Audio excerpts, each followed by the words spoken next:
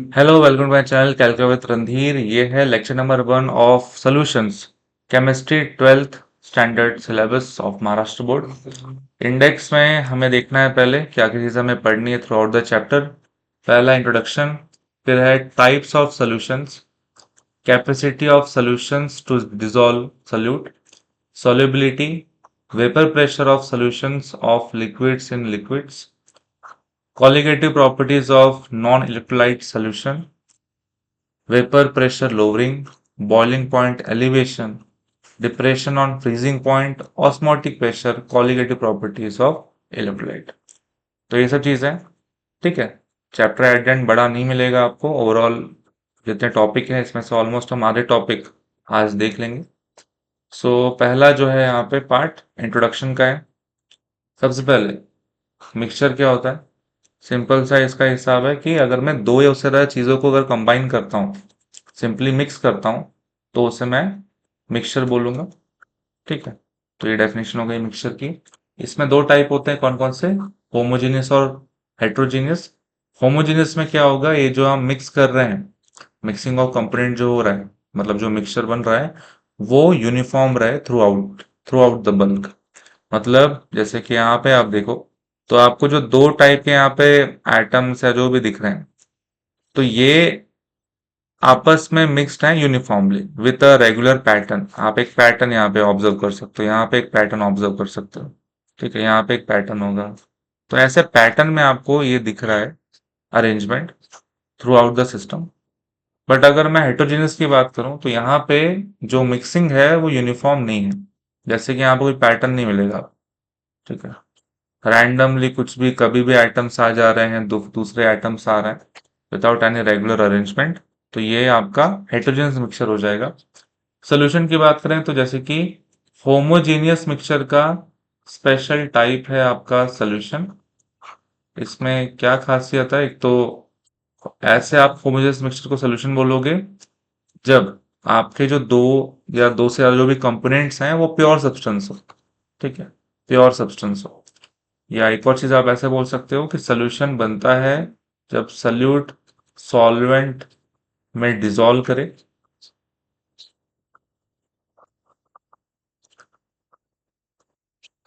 ठीक है। बाकी होमोजेनियस मिक्सचर में ये जरूरी नहीं है कि वो जो भी कंपोनेंट है वो आपस में डिसॉल्व हो जाए, जो कम मात्रा में है सल्यूट और सॉल्वेंट में डिसॉल्व हो जाए। तो वो चीज आपको यहाँ ऐसा नहीं है, यहाँ पे श्योर नहीं है, यहाँ पे फिक्स नहीं है कि ऐसा ही होना चाहिए, है ना। यहाँ पे डिसॉल्व हो ऐसा जरूरी ना नहीं होता है। बट अगर वो डिसॉल्व हो जाए, एक दूसरे में अगर डिसॉल्व हो जाए, तो फिर आप उसको सोल्यूशन ही बोलोगे, ठीक है। उसके बाद नेक्स्ट है टाइप्स ऑफ सोल्यूशन। इसमें हम depending upon the state of solute and solvent, कि सल्यूट का स्टेट क्या है, सॉल्वेंट का स्टेट क्या है, उसके हिसाब से हमने यहाँ पे कुछ 9 पॉसिबिलिटी के हिसाब से 9 टाइप्स दिए हैं। पहला है कि अगर मेरा सल्यूट सॉलिड है और सॉल्वेंट लिक्विड है, तो ये कम मात्रा में ज्यादा मात्रा में ये इसमें मिक्स हो रहा है, तो वो आपका हो गया सॉलिड इन लिक्विड सोल्यूशन। पहला एग्जांपल है सी वाटर। सी वाटर में क्या होता है, एक तो NaCl है वाटर में, ठीक है, खारा पानी होता है सी वाटर, तो NaCl है पानी में। NaCl को आप सॉलिड बोल सकते हो, पानी को आप लिक्विड बोल सकते हो at room temperature, eight normal temperature. इसलिए ये हो गया आपका सॉलिड इन लिक्विड सोल्यूशन। फिर नेक्स्ट है benzoic acid in benzene. Benzoic acid जिसके क्रिस्टल आपको मिलता है नॉर्मल टेम्परेचर, रूम टेम्परेचर पे, बेंजीन लिक्विड स्टेट में आपको मिलता है, ठीक है। फिर sugar in water. Sugar solid है, वाटर लिक्विड है, तो शुगर इन वाटर हो गया आपका सॉलिड इन लिक्विड सोल्यूशन। फिर नेक्स्ट है सॉलिड इन सॉलिड, जैसे कि मेटल अलॉय, जैसे कि ब्रास ब्रॉन्ज आप ले लो। जैसे ब्रास कौन से दो मेटल से बनता है, कॉपर एंड जिंक। ब्रॉन्ज बनता है कॉपर एंड टिन। ये सब मेटल्स हैं, ठीक है। दोनों ही सॉलिड है, जो भी कंपोनेंट है वो सॉलिड ही आपको दिख रहा है, इसलिए ये सॉलिड इन सॉलिड सोल्यूशन हो गया। सोल्यूशन इसलिए बिकॉज ये यूनिफॉर्मली मिक्स होता है, ठीक है, भले ये सॉलिड है बट आपस में यूनिफॉर्मली मिक्स होने के बाद ही फिर हम इनको अलॉय बोलते हैं। फिर सॉलिड इन गैस, सॉलिड चीज गैस में अगर आ जाए तब की बात है ये। तो जैसे कि आयोडीन एयर में आ जाए, एयर में जैसे आप कंपोनेंट्स देखते हुए कि कंपोनेंट क्या क्या, ऑक्सीजन है, नाइट्रोजन है, गैसेस हैं, और भी कुछ नोबल गैसेस हैं, CO2 है। तो कुछ ट्रेसेस ऑफ आयोडीन भी मिक्स रहता है एयर में। आयोडीन के कुछ ट्रेसेस, काफी स्मॉल अमाउंट ऑफ आयोडीन भी एयर में यूनिफॉर्मली मिक्स रहता है। तो वो हो गया आपका सॉलिड इन गैस। ठीक है। फिर नेक्स्ट हमारा सॉल्यूट लिक्विड लेके चलेंगे, सेम वही ऊपर वाला काम करेंगे, सॉल्वेंट चेंज करते जाएंगे। तो लिक्विड इन लिक्विड का एग्जांपल हो गया गैसोलीन, ठीक है, या इथेनॉल इन वाटर। गैसोलीन में क्या होता है, किस हिसाब से गैसोलीन मतलब एक हिसाब से पेट्रोल डीजल, ये यही है एक हिसाब से। तो ये एक फ्यूल हुआ, और फ्यूल बनता है by the combination of hydrocarbon. Hydrocarbon, अलग अलग हाइड्रोकार्बन को मैं मिक्स करूंगा तो एक गैसोलीन, पेट्रोल, डीजल ये सब बनता है, जिसको हम यूज करते हैं। तो जो भी हाइड्रोकार्बन है मोस्टली वो लिक्विड स्टेट में ही होता है। So liquid and liquid solution हो गया ये गैसोलीन। इथेनॉल इन वाटर, ठीक है, इथेनॉल खुद एक लिक्विड स्टेट में आपको मिलता है, उसको वाटर में डालेंगे तो हमारा लिक्विड एंड लिक्विड सोल्यूशन ही बनेगा। Next liquid in solid, amalgams of mercury with metals as mercury in silver। जैसे कि कोई भी जगह पे अगर आप अमालगम ये देख लेते हैं, अमालगम ऑफ मर्क्यूरी, या अमालगम अगर ये वर्ड आ जाता है समझ जाना कि मर्क्यूरी की बात हो रही है, और मर्क्यूरी यहाँ पे किसी ना किसी मेटल के साथ रहेगा। जैसे कि यहाँ पे एग्जांपल आपको दिया मर्क्यूरी इन सिल्वर, मर्क्यूरी इन सिल्वर। तो यहाँ पे आपका मर्क्यूरी जो है भले ही वो एक मेटल है बट वो लिक्विड स्टेट में रहता है, सिल्वर सॉलिड। तो ये आपका सोल्यूशन बन गया liquid in solid. Next liquid in gas, so chloroform in nitrogen. Chloroform liquid state में होता है, ठीक है, वोलेटाइल लिक्विड है का, जैसे कि एक जैसे पेट्रोल हो गया या डीजल हो गया, काफी वोलेटाइल होते हैं, बहुत जल्दी वो वेपराइज हो जाते हैं, वैसे ये भी होता है। बाकी एट द ये रूम टेम्परेचर पे आपको क्लोरोफॉर्म लिक्विड स्टेट में मिलेगा। सो क्लोरोफॉर्म अगर नाइट्रोजन यानी कि गैस में अगर मिक्स हो, सो लिक्विड इन गैस वाला एग्जांपल हो गया ये। Next gas in liquid, gas in liquid. तो गैस में जैसे कि कार्बोनेटेड वाटर अगर मैं लूं, मतलब CO2 गैस लूं वाटर में, तो ये आपका गैस इन लिक्विड हो गया। कार्बोनेटेड ड्रिंक्स होते हैं, वहां पे भी सेम एग्जांपल होता है आपका, CO2 सोडा में होता है, फ्लेवर ड्रिंक में होता है। फिर ऑक्सीजन इन वाटर, ठीक है, पानी में ऑक्सीजन जो डिजोल्व होता है वो आपका यही कैटेगरी में आ जाएगा। फिर गैस इन सॉलिड, गैस जैसे कि हाइड्रोजन गैस पैलेडियम मेटल में उसके साथ मिक्स हो जाए यूनिफॉर्म, तो ये एग्जांपल मिलेगा आपको। फिर लास्ट है gas in gas, air, air में जो भी चीजें हैं, component oxygen, nitrogen, argon, other gases, ये सब इसका जो यूनिफॉर्मली मिक्सचर है वो ये होगी। तो यहाँ पे आप हर एक कैटेगरी में एग्जाम्पल से याद रखो, क्योंकि एग्जाम्पल से एग्जैक्ट आ जाता है, और यहाँ ही नहीं आगे भी ये बहुत बार आपको मिलेंगे। इसके आगे अगर आप कोई कॉम्पिटिटिव एग्जाम देते हो और वहां पे अगर साइंस आ जाता है तो ये चीज बिल्कुल उसमें मिलेगी आपको। ठीक है, ये चीज बहुत इंपॉर्टेंट है। एग्जाम्पल दे देगा कि बताओ इनमें से कौन सा सॉलिड इन लिक्विड है, 4 एग्जाम्पल दे देंगे। इसलिए आप हर एक, मतलब हर एक में आपको 1 से 2 एग्जाम्पल दिख रहे हैं, उनको आप याद रखो बस। इतना यहाँ पे एक्सपेक्टेशन है बोर्ड की और सीटी की।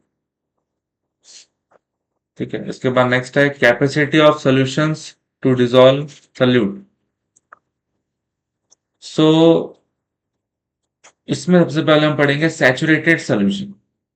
सैचुरेटेड मतलब हमें पता ही है कि अगर कोई चीज, जैसे कि हमने यहाँ पे एटमॉस्फेयर या एयर के बारे में पढ़ा था, कि एयर को हम तब सैचुरेटेड बोलेंगे जब जितनी कैपेसिटी है एयर की पानी को होल्ड करने की, उतनी पूरी की पूरी फुलफिल हो जाए, पूरा का पूरा वहां पे भर जाए, तो मैं उसे सैचुरेटेड एयर बोलूंगा। वैसे सैचुरेटेड सोल्यूशन में क्या होगा, इसमें जितना मैक्सिमम अमाउंट ऑफ सॉल्यूट हो सकता है उतना पूरा का पूरा क्या हो जाए, डिजोल्व हो जाए।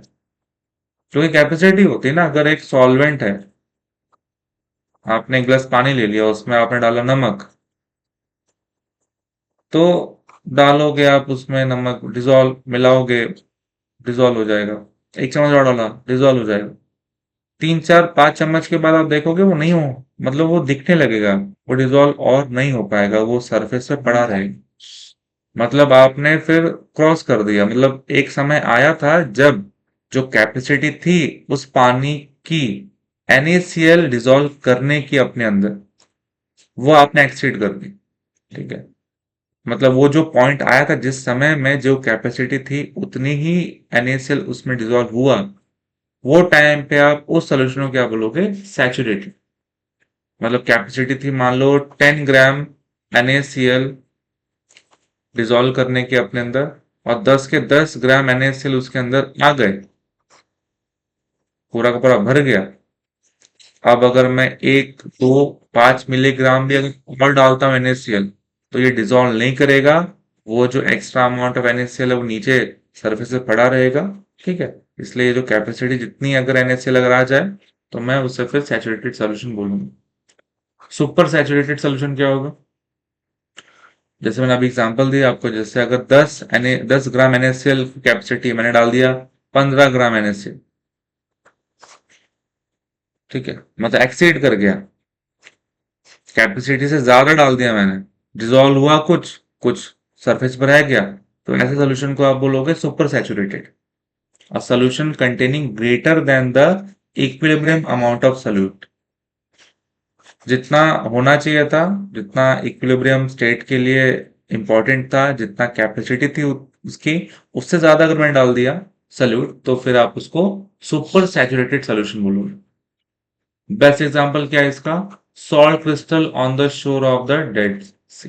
डेड सी आपको पता है, हाई परसेंटेज ऑफ NaCl यहाँ पे होता है, इसलिए आप यहाँ पे देखोगे ना, पानी में ही एक तो लेवल भी काफी कम है, तो पानी में आपको बीच बीच में ऐसे नमक का पूरा ऐसे ढेर दिखाई देगा, क्योंकि नमक इतना ज्यादा है कि पानी उससे अपने में डिजोल्व ही नहीं कर पाया, और आपको कहीं कहीं ऐसे नमक दिख जाएंगे। ठीक है, नमक के क्रिस्टल आपको यहाँ पे दिख जाएंगे। ठीक है, पानी भी है, समुद्र है, पानी भी है, और कहीं कहीं बीच बीच में आपको नमक मिलेगा, बिकॉज इतना सारा नमक है, इतना सॉल्टी वाटर है वो, कि डिजोल्व नहीं हो पाया। एक्सेस ऑफ NaCl बहुत सारा है, एक्सेस ऑफ सॉल्ट बहुत सारा है, तो ऐसे सोल्यूशन को हम क्या बोलते हैं, सुपर सैचुरेटेड सोल्यूशन, अगर ज्यादा हो जाए तो, जो कि यहाँ पे है। ठीक है, नेक्स्ट है solubility। The solubility of a solute is it's amount per unit volume of saturated solution at a specific temperature। solubility मतलब जितना solute soluble हुआ, डिसॉल्व हुआ, उस अमाउंट ऑफ सोल्यूशन। ठीक है, जैसे कि अगर मैं NaCl ले लूं, ये आपको लेना है, ठीक है, इसका अमाउंट बोला, अमाउंट बोला है, तो अमाउंट को हम जनरली अमाउंट ऑफ सब्सटेंस को किसी डिनोट करते हैं, मोल से। इसको मैंने अगर पानी में डाला, ठीक है, H2O में डाला, तो यहाँ पे सोल्यूशन वर्ड यूज किया, मतलब क्या, H2O में डालने के बाद जो NaCl का सोल्यूशन बनेगा, उसका वॉल्यूम लेना है आपको। वॉल्यूम हम लेते हैं किसमें, लीटर में। तो आपको ऐसा करना है, जो भी आपका अमाउंट ऑफ सब्सटेंस है, आपने जो डिसॉल्व किया है उसे, और जो सोल्यूशन बना है, तो वो आपको बताएगा उसकी सॉल्युबिलिटी के बारे में। सिंपली एक फॉर्मूला ऐसा बन जाता है कि जो भी आपने डिसॉल्व किया है सल्यूट, जितने मोल्स में किया ऊपर रखने का, और जितना रिजल्टेंट में सोल्यूशन मिला आपको, वॉल्यूम जो मिला है लीटर, वो नीचे लिखोगे, डिवाइड करके जो आएगा आपका मोल पर लीटर में, वही होगा आपका सॉल्युबिलिटी। अगर आपको याद होगा, तो मोल पर लीटर से हम मोलैरिटी भी बताते थे, मोलैरिटी, इसका भी सेम ही काम था। जैसे सॉल्युबिलिटी मतलब क्या बता रहा है कि कितना सल्यूट सॉल्युबल हुआ, एक हिसाब से ये तो वो भी बता रहा है कि कितना कॉन्सेंट्रेशन रहेगा सोल्यूशन में उस सल्यूट का, जितना डिसॉल्व होगा सल्यूट उतना ही तो कॉन्सेंट्रेशन होगा सल्यूट का इन दैट सोल्यूशन। तो जनरली मोलैरिटी ही है। ठीक है, mole per litre. Nature of solute and solubility, so like dissolves like, same same चीजें, सिमिलर सिमिलर चीजें आपस में डिजोल्व होंगी। Principle guides to predict the solubility of a given solute in a given solvent. इस चीज से, ये main आपका प्रिंसिपल है जो आपको ये बताएगा कि भाई कौन सी चीज कितनी डिजोल्व होगी। ठीक है, जैसे सॉल्यूट उस सॉल्वेंट में डिजोल्व होगा, ज्यादा होगा कम होगा, वो आपको तब पता लगेगा जब आपको ये चीज पता है कि अरे वो दोनों ही चीज सिमिलर है, सॉल्यूट सॉल्वेंट सेम नेचर के दिख रहे हैं। जैसे कि पोलर सॉल्यूट है जैसे कि NaCl, तो वो डिजोल्व होगा पोलर सॉल्वेंट में जैसे कि वाटर। दोनों ही पोलर पोलर नेचर के हैं, तो इसलिए बढ़िया डिजोल्व करता है NaCl, बहुत बढ़िया डिजोल्व होता है पानी में। ठीक है, बट अगर मैं इस पोलर सॉल्यूट को NaCl को एक नॉन पोलर सॉल्वेंट में डाल दूंगा तब वो डिजोल्व इतना नहीं हो पाएगा। ठीक, एग्जाम्पल दिया नीचे, non polar organic compound like cholesterol.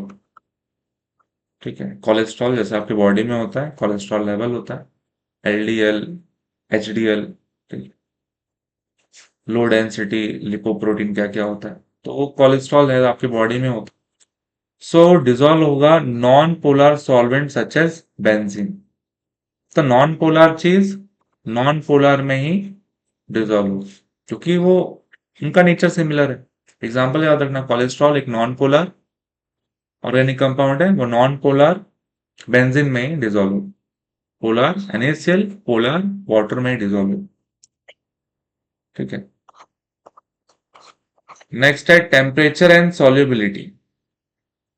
Temperature के साथ सॉल्युबिलिटी का क्या हिसाब है? अगर मैं टेम्परेचर बढ़ाता हूं तो सॉल्युबिलिटी,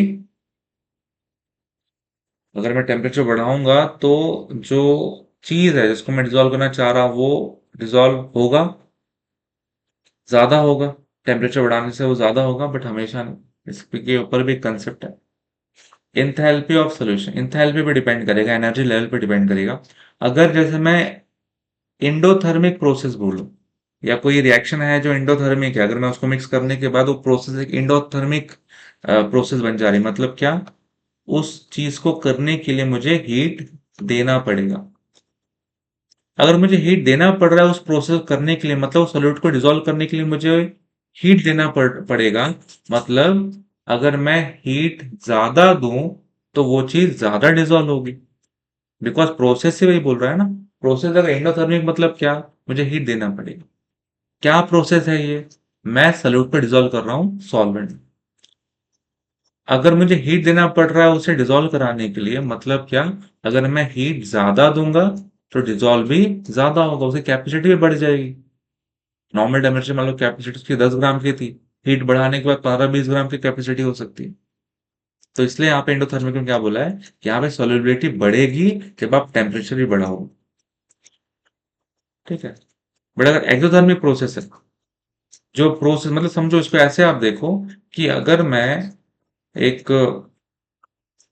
सॉल्वेंट में कुछ क्रिस्टल डाल रहा हूं डिसॉल्व करने के लिए, और आपस में मिक्स होने के बाद ये एक एक्सोथर्मिक प्रोसेस बन जा रहा है, मतलब क्या, ये हीट को रिलीज कर रहा है।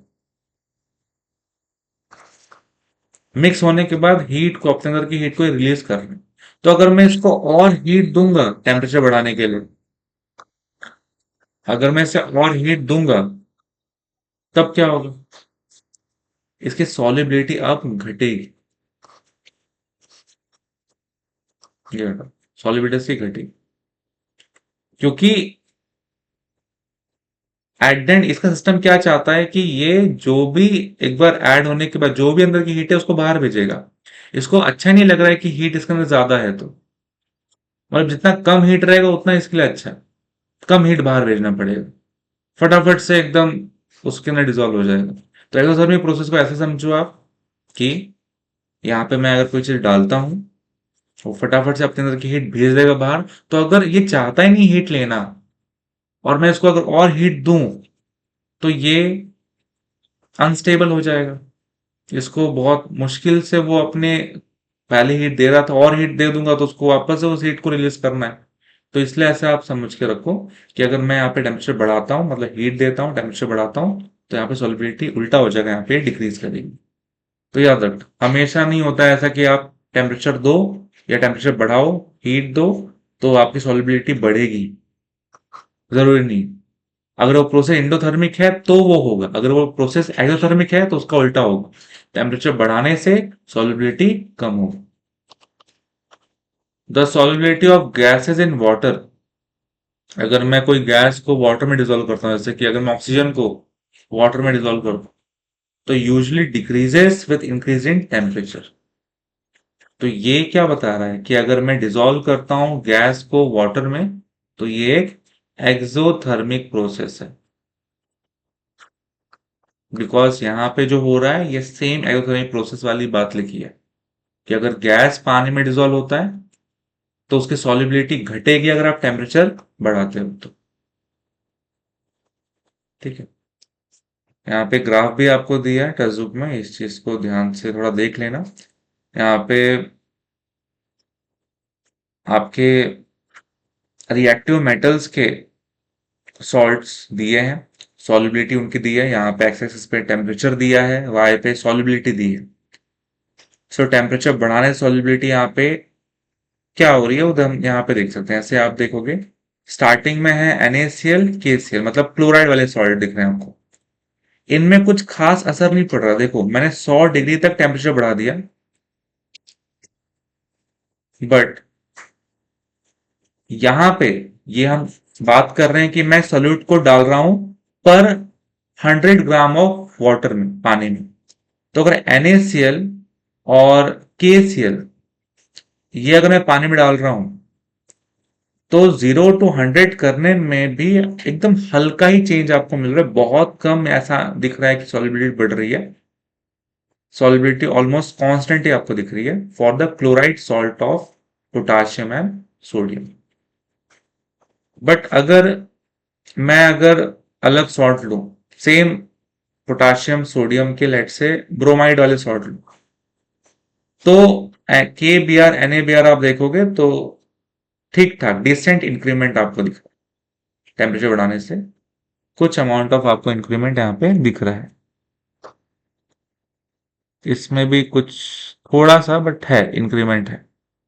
ठीक है। और अगर मैं इनका नाइट्रेट ले लूं, पोटाशियम और सोडियम का नाइट्रेट ले लूं, तब तो फिर एकदम बढ़िया वाला इंक्रीमेंट दिख रहा है। इसका यहाँ पे है, इसका तो बहुत बढ़िया है। ठीक है। तो ये चीज याद रखनी पड़ेगी आपको। ग्राफ दे दिया मतलब ये पूछ लेगा, वो कभी भी पूछ सकता है, ग्राफ से पूछ लेगा। तो याद रखो क्लोराइड सॉल्ट पोटाशियम सोडियम, कोई खास चेंज नहीं दिख रहा है मुझे, कोई इंक्रीमेंट दिख नहीं रहा है टेम्परेचर बढ़ाने से सॉल्युबिलिटी में।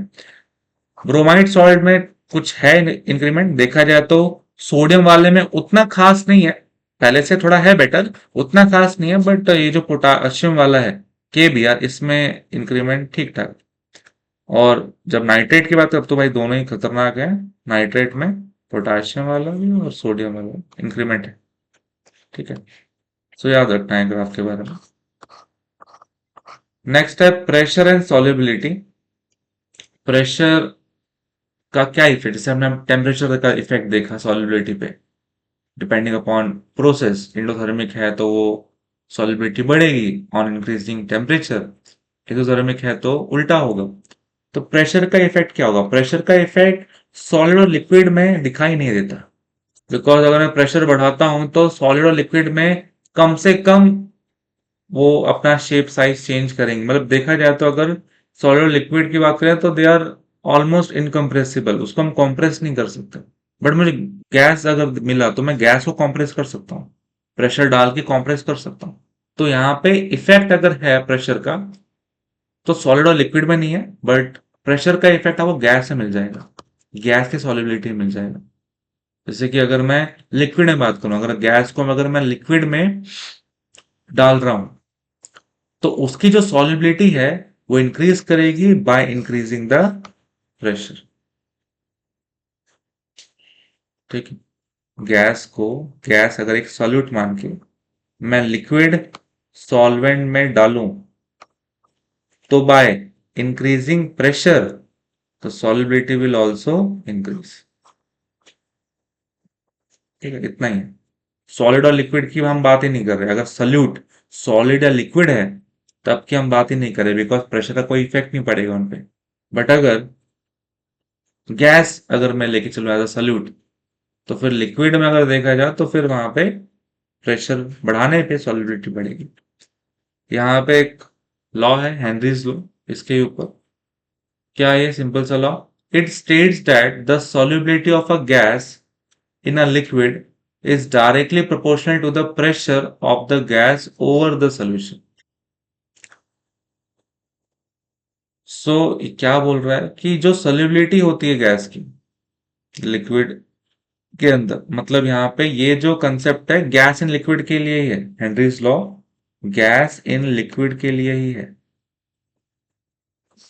Gas in solid, gas in gas नहीं, गैस इन लिक्विड वाला जो टाइप था अपना नौ में से, इसके लिए ही हेनरीज लॉ। ठीक है, तो गैस इन लिक्विड अगर है तो उसका जो solubility होगा गैस का इन लिक्विड, वो डायरेक्टली प्रोपोर्शनल होगा to the pressure of the gas over the solution. तो ओवरऑल सोल्यूशन में जो गैस का प्रेशर है उसके साथ डायरेक्टली प्रोपोर्शनल है क्या, सोल्यूबिलिटी। ऐसे में सोल्यूबिलिटी पी मतलब प्रेशर, तो ये बात बोल रहा है हेनरी अपने लॉ में। जब इज इक्वल टू करोगे तो कांस्टेंट आ जाएगा, के एच बोल लेते हैं इसे, हेनरीज कांस्टेंट, हेनरीज कांस्टेंट के एच। ठीक है, फिर ये हेनरीज लॉ का याद रखोगे स्टेटमेंट, आप सिंपल सा एकदम है। यूनिट्स की बात करें, सो अगर के एच यूनिट चाहिए, पी वहां भेजो, सो एस अपॉन पी आएगा। एस सॉल्युबिलिटी है, किसमें था ये, मोल पर लीटर में। और यहाँ पे प्रेशर याद रखना, हेनरीज लॉ से ये जो कंसेप्ट आ रहा है इसमें जो प्रेशर रहेगा ये बार में रहेगा, बार में। तो कभी अगर एटमॉस्फेयर में या M M F H G में, पास्कल में अगर दिया है तो उसको पहले हम बार में कन्वर्ट करेंगे, उसके बाद ही सॉल्व करेंगे। ठीक है, सो बार में करने के बाद आपको यूनिट क्या मिलेगी, ऊपर कुछ कटिविटी का तो नहीं, जो है लिख देंगे मोल पर लीटर पर बार। ये हो जाएगी आपकी यूनिट ऑफ हेनरीज कांस्टेंट के एच।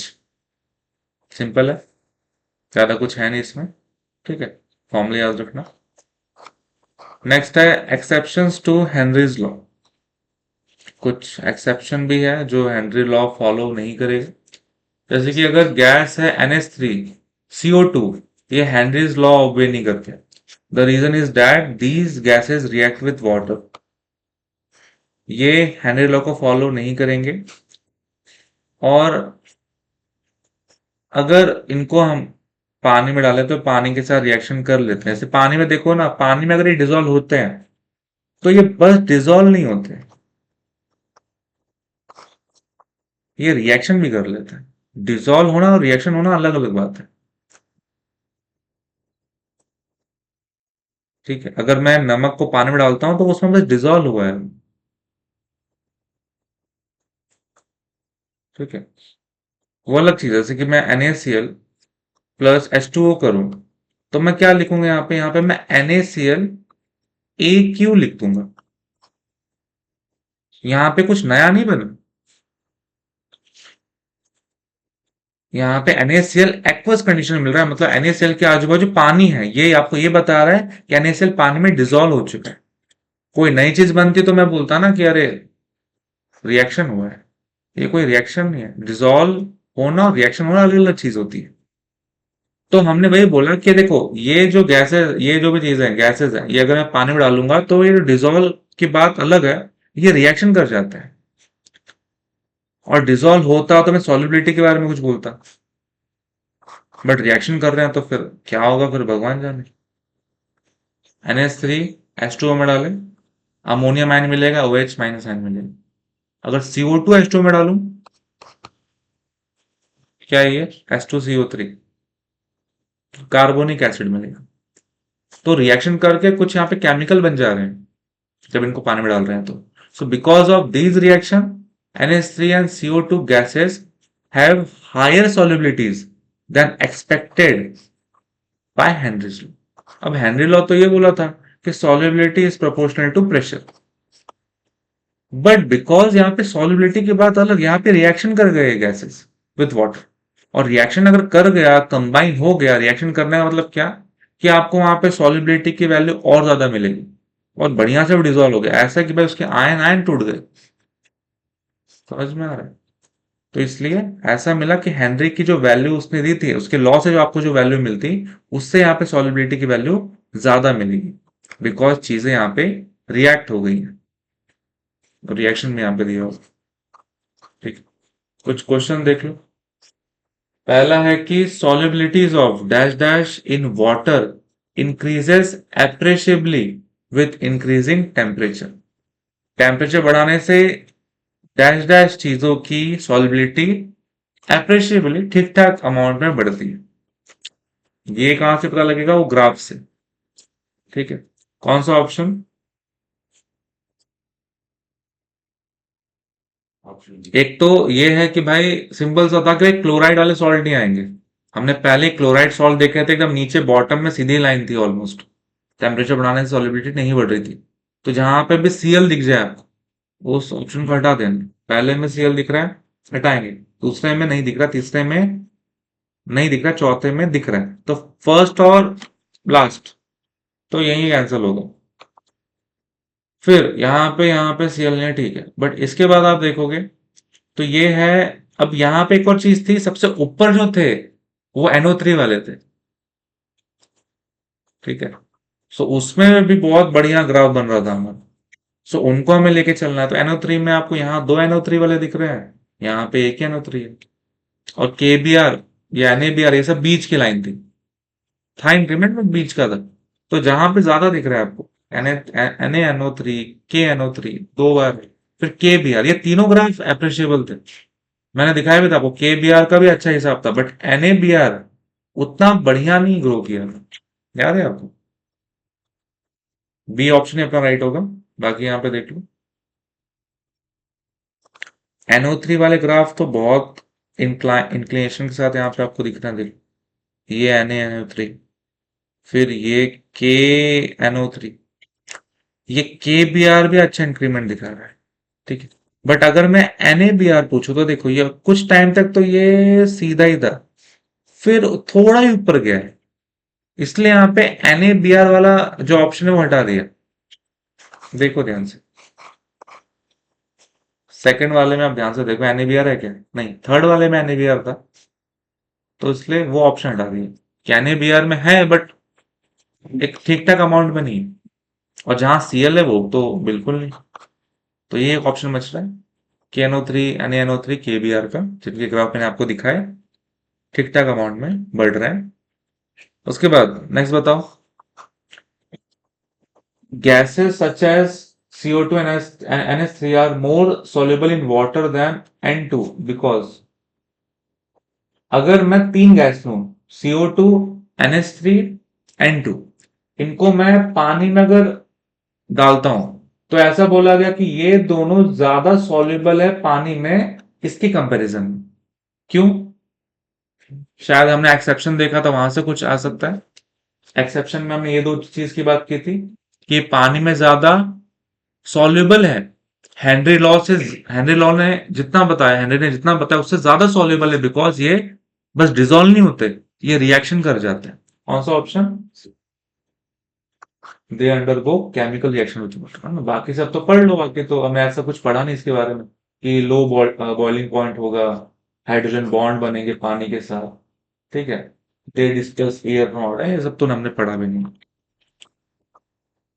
ठीक है, उसके बाद न्यूमेरिकल क्वेश्चन देखो। The solubility of nitrogen gas in water at 25 degree Celsius, ठीक है, and 1 bar is this. Calculate first Henry's law constant. Henry law constant आपको निकालना है। आपको क्या क्या दिया है यहाँ पे? सॉल्युबिलिटी दे दिया है, आपको प्रेशर दे दिया है। सॉल्युबिलिटी यानी कि एस दिया, प्रेशर यानी कि पी दिया। आप कांस्टेंट के एस निकाल सकते हो ना। फॉर्मूला क्या था? यही था ना हमारा, एस इक्वल टू के एस टाइम पी। के एस निकालना है आपको, हेनरीज लॉ कांस्टेंट निकालना है, के एस निकाल लो, एस अपॉन पी हो जाएगा। एस आपको दिया है मोल पर लीटर में, कोई दिक्कत नहीं, चेंज नहीं करना है आपको। प्रेशर आपको बार में दिया है, बढ़िया है। नीचे 1 bar है तो वो हट जाएगा, आपको यही आंसर ही आ गया, हेनरी कांस्टेंट। सेकंड क्या बोला अपने को, मोलैरिटी ऑफ नाइट्रोजन गैस निकालो, dissolve in water under atmospheric condition when partial pressure of N2 in atmosphere is 0.75 bar। मतलब क्या, पूरे सोल्यूशन में नाइट्रोजन गैस का जो प्रेशर है उसको हम पार्शियल प्रेशर ही बोलते हैं, ठीक है, वो हम डिटेल में भी आगे देखेंगे। सो वो आपको 0.75 बार दिया। मतलब देखो, जो पहले क्वेश्चन का जो फर्स्ट पार्ट था उसमें यही जो प्रेशर है वो कितना दिया था आपको, 1 बार दिया था। बट अभी वो प्रेशर चेंज कर दिया और कितना दिया, 0.7 बार दिया। अब ये जो न्यू प्रेशर है, इस प्रेशर पे नाइट्रोजन गैस कितना डिजोल्व होगा, उसकी मोलैरिटी क्या होगी वो निकालना है अपने।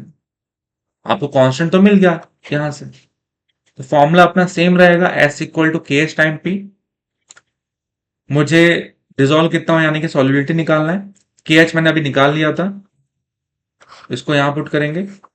प्रेशर अपना क्या दिया, 0.75 बार, बस 6.85 को इससे मल्टीप्लाई करो, बाकी सब कोई दिक्कत ही नहीं है, सिंपल क्वेश्चन है, ठीक है, फटाफट कर सकते हो, सीटी लाइक भी है, ठीक है। नेक्स्ट है vapour pressure of solutions of liquids in liquids. So vapour pressure ये देखते हैं, ध्यान से देखो, लिक्विड एंड लिक्विड सोल्यूशन। मान लो ऐसा कोई सिस्टम हमने बनाया जहां पर हमने दो लिक्विड को मिक्स किया आपस में। So the pressure exerted by the vapor molecule in the vapor phase over the surface of the liquid at the equilibrium at a given temperature is called the vapor pressure of the liquid। मान लो दो liquid मैंने यहाँ पे mix किया, अब होगा क्या कि मान लो कोई पर्टिकुलर प्रेशर पे आपस में ऐसा कुछ हो रहा है कि वो जो लिक्विड है वो वेपर फेज में जा रहा है, ठीक है। कुछ कुछ मॉलिक्यूल आपके लिक्विड के सरफेस से उड़ जा रहा है, मतलब वो वेपर फेज में चले जा रहे हैं। प्रेशर मान लो कुछ प्रेशर यहाँ पे चेंज किया होगा, ठीक है, या जो भी हो, जो भी कंडीशन में यहाँ पे रखा गया है उसके हिसाब से ऐसा कुछ हुआ। मान लो लिक्विड वोलेटाइल है बहुत ज्यादा, फटाफट से हवा में मिक्स हो जा रहा है, तो ये लिक्विड कुछ उसके मॉलिक्यूल ऊपर की ओर चले गए, ठीक है, और ऊपर की ओर जाने के बाद वापस से वो नीचे की तरफ इसी के ही सरफेस पे टकराने लगे। मतलब खुद के ही सरफेस पे खुद के ही मॉलिक्यूल वेपर फेज में जाने के बाद क्या करने लगे, प्रेशर लगाने लगे। इसको ही हम बोलते हैं वेपर प्रेशर। वापस से बोल रहा हूं, कंडीशन ये है कि एक तो हम लिक्विड एंड लिक्विड की बात करेंगे, मतलब जो भी चीजें हैं, सॉलिड भी लिक्विड होगा, सॉलिड भी लिक्विड होगा। मिक्स होने के बाद कुछ मॉलिक्यूल वेपर फेज में जाएंगे, और वेपर फेज में जाने के बाद वही मॉलिक्यूल जब खुद के ही लिक्विड सरफेस से प्रेशर लगाएंगे, या मैं बोलूं इस पूरे वॉल पे प्रेशर लगाएंगे, उसे मैं क्या बोलूंगा, वेपर प्रेशर, वेपर का प्रेशर। बट ये condition important, liquid and liquid की बात नहीं, ठीक है। और ऐसा होता है कि लिक्विड और वेपर आपस में इक्विलिब्रियम में आ जाते हैं, मतलब जितना वेपर बन रहा है, जितना नीचे से ऊपर जा रहा है, उतना ऊपर से नीचे भी आ रहा है। आपस में लिक्विड और वेपर फेज जो है वो इक्विलिब्रियम में आ जाते हैं, उसके बाद की बात है।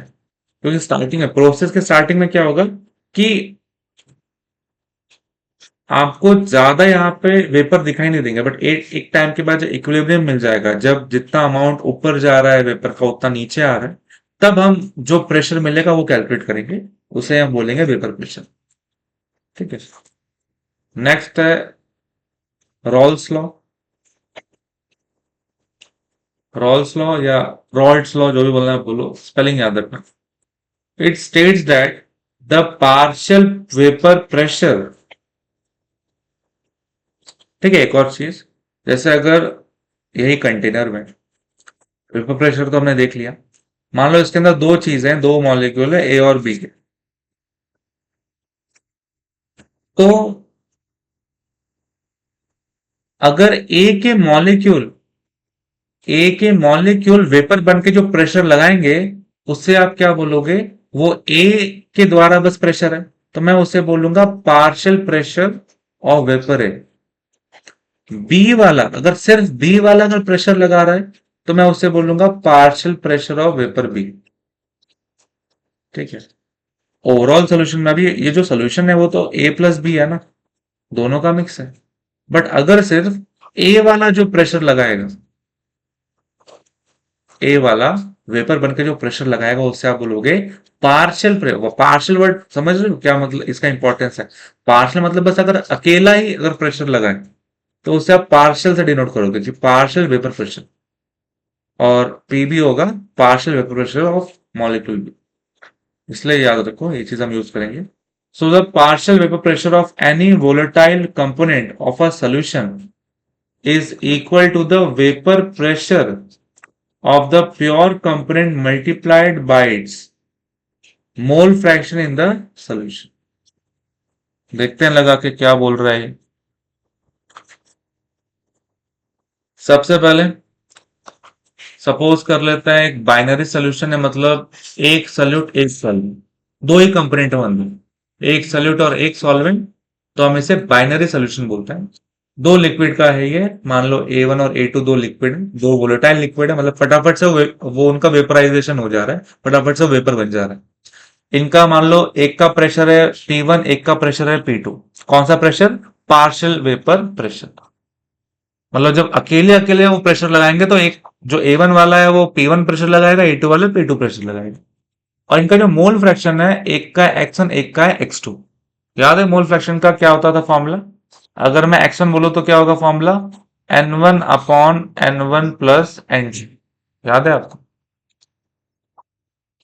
मोल फ्रैक्शन ऑफ A1 को मैं X1 से बोल रहा हूं। मोल फ्रैक्शन ऑफ A1 मतलब कि number of moles of A1 divided by number of moles of A1 plus number of moles of A2। अगर मैं पूछूं मोल फ्रैक्शन ऑफ A2, जिसको मैं X2 से बोल दे रहा हूं, इसका फॉर्मूला क्या बनेगा? N2 upon N1 plus N2। तो ऐसा हम मोल फ्रैक्शन निकाल लेंगे। दोनों का मोल फ्रैक्शन आपको पता है सोल्यूशन में। Then according to Raoult's law, Raoult's law के हिसाब से क्या बोला है?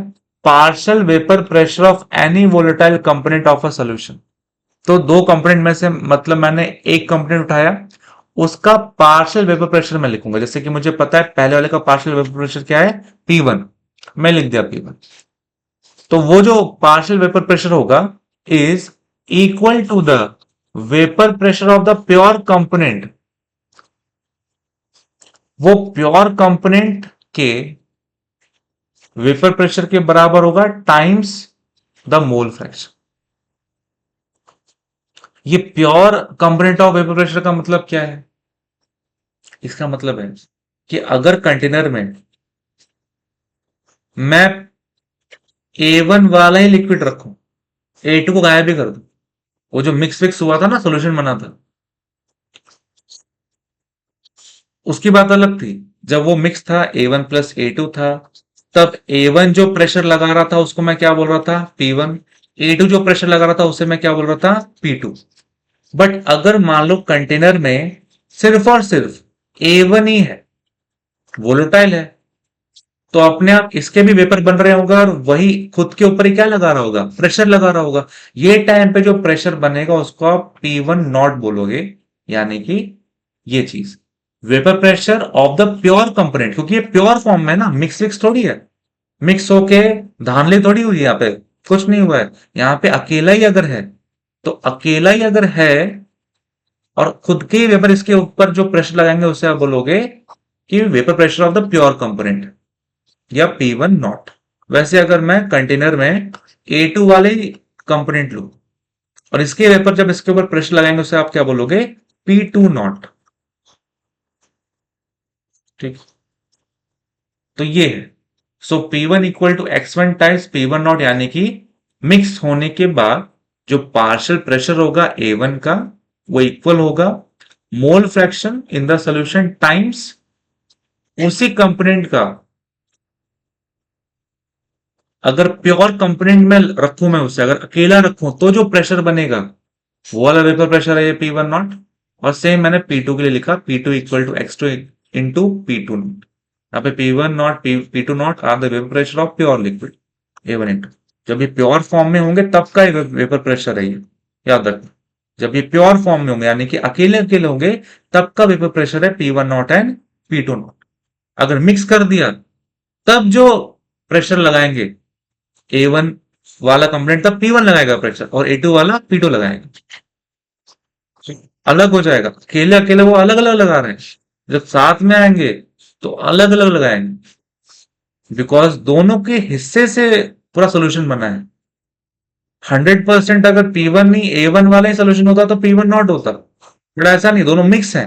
दोनों अगर मिक्स है तो दोनों का अलग अलग है, और अगर सेपरेटेड लोगे तब आपको अलग अलग वैल्यूज मिलेंगे। ठीक है, तो यहां से रॉल्स लॉ आ जाता है। फिर ये सब बात की, फिर according to Dalton's law of partial pressure, Dalton ने एक लॉ दिया था पार्शियल प्रेशर का, उसके हिसाब से अगर मुझे टोटल प्रेशर P निकालना है, मुझे खुद बताओ कि अगर ये बना है A1 प्लस A2 से, A1 वाला जब प्रेशर लगा रहा है तो वो प्रेशर को मैं क्या बोल रहा हूं P1, A2 वाला जब प्रेशर लगा रहा है उसको मैं क्या बोल रहा हूं P2। अगर मैं आपसे पूछूं कि भाई टोटल प्रेशर क्या लग रहा है इसके सरफेस पर, तो आप क्या बोलोगे? दोनों को जोड़ लेंगे। यही है डाल्टन्स लॉ, कि जितने भी कंपोनेंट हैं, मान लो 3 कंपोनेंट हैं, तो तीनों का जो पार्शियल प्रेशर होगा सबको जोड़ लो, वही होगा आपका टोटल प्रेशर। ठीक है, तो यही है अपना डाल्टन्स लॉ जो हमने यहां पे लिखा कि टोटल प्रेशर P बराबर P1 प्लस P2। P1 अपने को पता है as per Rawls law, P1 not x1, P2 पता है P2 नॉट x2।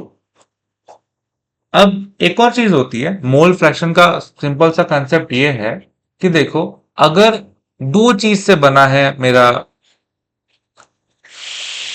क्या सोल्यूशन, जैसे आपने अभी देखा था x1 का फॉर्मूला क्या था, N1 upon N1 plus N2। x2 का फॉर्मूला क्या था, N2 upon N1 plus N2। अगर मैं इनको जोड़ देता हूं, x1 प्लस x2 को अगर मैं ऐड कर लेता हूं तो ये चीज भी ऐड हो जाएगी। मतलब first fraction N1 plus N1 upon N1 plus N2, और सेकेंड है N2 upon N1 plus N2। अगर मैं इनको ऐड करूंगा डिनोमिनेटर सेम है, एक ही बार आ जाएगा, और न्यूमरेटर क्या आएगा N1 plus N2। Same same क्या मिला, मतलब x1 प्लस x2 की वैल्यू कितनी आ रही है 1। मतलब मैं यहाँ पे क्या बोल सकता हूँ, अगर मैं x2 को वहां भेजू तो क्या हो जाएगा, x1 equal to 1 minus x2। तो वही हमने बोला कि हमें पता है भाई कि x1 बराबर 1 माइनस x2 होता है। मतलब मुझे अगर एक का मोल फ्रैक्शन पता है ना तो मैं दूसरे का निकाल सकता हूँ। जैसे अगर एक का मोल फ्रैक्शन है 0.3, दूसरे का फिर क्या हो जाएगा 0.7, बिकॉज एडिशनल क्या बनाना है आपको, याद है? ये चीज हमने पढ़ी हुई है, तब मैं बोल रहा हूँ इतने हौसले से। जितने भी चीजें, अगर मान लो 3 चीजें, एक है 0.2, दूसरी 0.4, तो तीसरी क्या होगी 0.4, because the addition must be कितना, मोल फ्रैक्शन का ही है। मोल फ्रैक्शन कभी भी 1 से ना ज्यादा ना कम, एग्जैक्ट 1 ही आएगा सबका एडिशन करने के बाद। तो मुझे पता है भाई x1 है 1 माइनस x2, तो जहां पे आपको x1 दिख रहा है वहां पे आप पुट कर सकते हो 1 माइनस x2। यहाँ पे हमने पुट कर दिया, इसको एज इट इज हमने दिया। इसको आप फिर ओपन कर सकते हो, P1 not into 1 is P1 not, minus P1 not into x2 is P1 not x2, plus ये चीज। अब आप क्या कर सकते हो, जो x2 वाला टर्म है यहाँ पे आप x2 कॉमन ले लो, तो P1 नॉट, यहाँ पे अगर माइनस भी कॉमन लेते हैं, यहां से लेते इसमें P1 naught first time as it is, इनमें अगर मैं माइनस ऑफ x2 कॉमन ले लूं, माइनस ऑफ x2, तो यहाँ पे क्या बचेगा P1 नॉट, माइनस कॉमन लिया इसलिए प्लस क्या हो जाएगा माइनस, और यहाँ पे क्या बचेगा P2 नॉट। फिर उसको ही फिर आगे कैसे लिखा है कि भाई P1 नॉट, अगर मैं ये माइनस को अंदर डाल देता हूँ, ठीक है, अलग तरीके से अगर हम कॉमन ले तो भी ये हो जाता, ठीक है, माइनस को अगर मैं अंदर डाल देता हूँ तो ऐसा होगा कुछ, ये हो जाएगा प्लस x2, माइनस अगर अंदर जाएगा तो ये उल्टा हो जाएगा, जो माइनस है P2 ये हो जाएगा प्लस P2 नॉट, और ये प्लस हो जाएगा -P1। तो वही चीज लिखी है एक हिसाब से यहाँ पे, ये बस पहले लिखा और ये बाद में। ठीक है, तो वही अपना जो टोटल प्रेशर है उसकी इक्वेशन बन गई है, जहां पे बस एक ही मोल फ्रैक्शन हमने रखा। ठीक है, बाकी इसको याद रखो, ये दो इंपॉर्टेंट हमने रॉल्स लॉ से जो पढ़ा उसको ही हमने पुट कर दिया Dalton's law of partial pressure में, और हमें ऐसे कुछ वैल्यूज दिख रही। इक्वेशन में थोड़ा सा ध्यान रखना है, आप यूज करेंगे कैसे कुछ नहीं। बाकी ग्राफ देख लो, ग्राफ में क्या है। सबसे पहले अगर मैं क्रॉस लॉस लिख लूं कि भाई P1 होता है P1 नॉट x1, P2 होता है P2 नॉट x2। अगर यहाँ पे ग्राफ आप देखो तो ग्राफ में y वाले में वेपर प्रेशर और x वाले एक्सिस में है मोल फ्रैक्शन। मोल फ्रैक्शन कुछ ऐसे कि स्टार्टिंग में x1 वाली जो वैल्यू है वो मैक्सिमम है 1। अगर x1 1 होगा तो यहाँ पे x2 क्या होगा, यहाँ पे x2 रहेगा, x2 क्या रहेगा 0, बिकॉज एडिशन कितना होना चाहिए 1। अब धीरे धीरे क्या होगा, धीरे धीरे आपका x1 घटते घटते हो जाएगा 0 और x2 0 से बढ़ते बढ़ते हो जाएगा 1। ठीक है, ऐसा मान लेते हैं। तो x2 बढ़ रहा है तो वो हम यहाँ पे देख पा रहे हैं कि भाई x2 यहाँ पे इंक्रीज हो रहा है। अब ध्यान से आप देखो, इनिशियल केस में इनिशियल केस में x1 कितना है 1। अगर x1 1 हो जाएगा तो P1 और P1 नॉट क्या हो जाएंगे, बराबर हो जाएंगे। और एक और चीज है, इसी टाइम में x2 कितना हो जाएगा, x2 हो जाएगा, तो x2 अगर 0 हो गया मतलब P2 क्या हो जाएगा 0। मतलब कि अगर मैं आपसे पूछूं कि भाई टोटल प्रेशर क्या होता है P1 प्लस P2, P1 किसके बराबर होगा P1 नॉट की,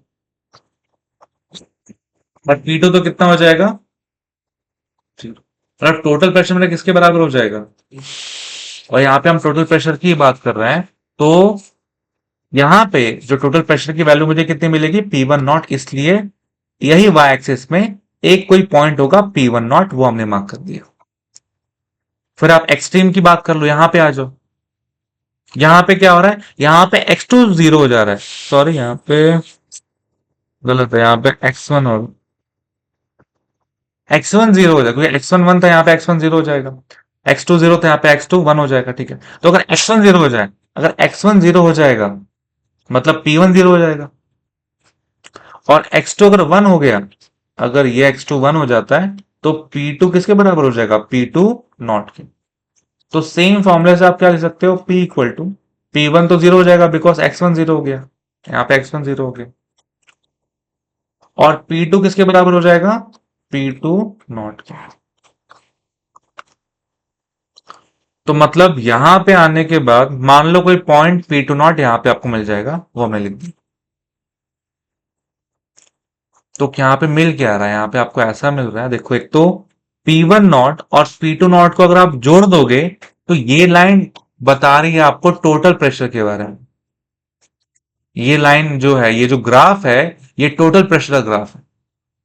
अब क्या करना है आपको, ये जो P1 नॉट आपको दिख रहा है, मुझे पता है भाई P1 नॉट की पहले कुछ मतलब, ये P1 नॉट क्या है, P1 नॉट था मेरा पहले P1 की वैल्यू। कब थी वैल्यू, जब x1 1 था। याद है वाला केस, x1 जब 1 हो गया था तो टोटल प्रेशर किसके बराबर हो गया था, टोटल प्रेशर मेरा देखो ना, ये वाला टोटल प्रेशर P1 नॉट के बराबर हो गया था। तो total pressure P1 not initial value थी। ठीक है, या ठीक है, ये ले लिया हमने। और टोटल प्रेशर P2 नॉट, ये फाइनल वैल्यू मिली आपको। आपको करना बस क्या है, आपको ये बताना है कि ये तो आपका मेन ग्राफ बन गया। अब यहां से आप बस क्रॉस बना लो, आपका ग्राफ कंप्लीट हो जाएगा। यहां पे जब क्रॉस बनाओगे तो क्या होगा, देखो अगर मैंने ये पॉइंट को यहां से ज्वाइन किया तो ये ग्राफ किसका होगा, ये ग्राफ होगा P1 का।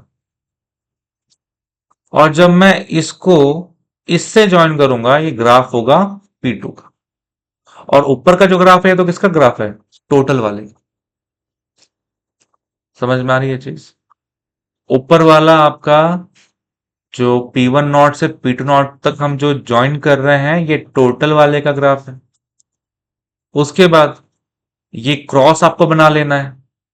ऐसे याद रखो कि P1 नॉट के साथ अपोजिट साइड में जो गई लाइन ये P1 का ग्राफ है, और P2 नॉट से लेके जो अपोजिट वर्टेक्स तक गया है ये किसका ग्राफ है? P2 का ग्राफ है। ऐसे याद ही रख लो लगे तो बाकी इसके लॉजिक बहुत सारे हैं, इक्वेशन को देख देख के हम बोल सकते हैं। बाकी मैं इजी में बता रहा हूं कि इसको ऐसे आप याद रखोगे। टॉप को टॉप से ज्वाइन किया, टोटल का ग्राफ हो गया। क्रॉस में गए तो देखो कहां से क्रॉस में गए? P1 नॉट से गए तो ग्राफ P1 का ही हो गया। यहां पे क्रॉस से आपने बनाया, P2 नॉट से बनाया तो ये ग्राफ किसका हो गया? P2 का हो गया। बस ठीक है, इतना समझ कर रखो क्योंकि ये ग्राफ का यूज आएगा, ग्राफ हम बढ़िया से यूज करेंगे कल को, इसमें भी काम है हम। ठीक है, तो यहां तक था अपना आज का लेक्चर। सो कंक्लूड करते हैं लेक्चर। ऑलमोस्ट हमने आधे टॉपिक देख लिया आज। बाकी कुछ टॉपिक से हम चैप्टर खत्म कर पाएंगे आई थिंक। एक से दो दो लेक्चर और होंगे, दो लेक्चर में अपना एक चैप्टर खत्म होगा।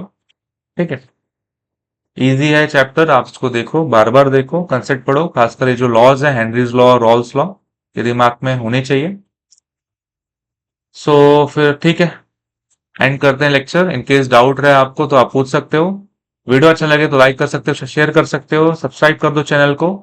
और पढ़ते रहो, रिवाइज करते रहो। पिछले लेक्चर्स मैंने ऑलरेडी बनाए हैं। केमिस्ट्री का फर्स्ट जो चैप्टर है वो हमने कवर किया है, फिर इसके हमने दो चैप्टर कवर किए हैं, उन्हें भी देखो, उन्हें भी आप समझो, लाइक शेयर करो। ठीक है, मिलते हैं नेक्स्ट लेक्चर में, तब तक के लिए ध्यान रखो, पढ़ते रहो। Thank you so much.